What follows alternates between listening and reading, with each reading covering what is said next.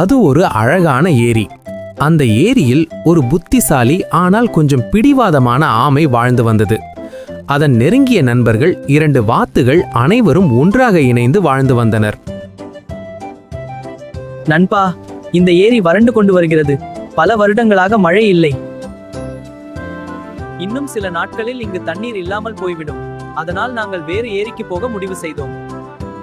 உங்களுக்கு உணவு குறையும், ஆனால் எனக்கு உயிரே போய்விடும். என்னையும் கூட்டிச் செல்லுங்கள் நண்பர்களே.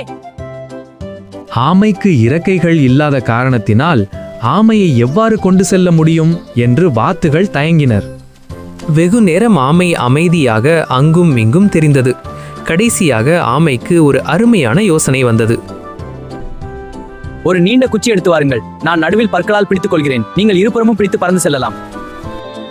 நாங்கள் உயரமாக பறக்கும்போது நீ வாயை திறந்தால் கீழே விழுந்து விடுவாய். நான் ஒரு வார்த்தையும் பேச மாட்டேன். வாய் திறக்க மாட்டேன். வாத்துகள் சம்மதித்தன. குச்சியை இருபுறமும் பிடித்துக் கொண்டு பறக்கத் தொடங்கின.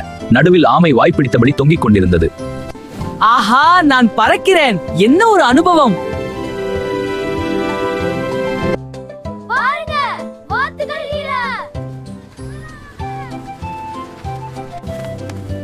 இவர்கள் என்னை பற்றி இப்படி பேசுகிறார்களா?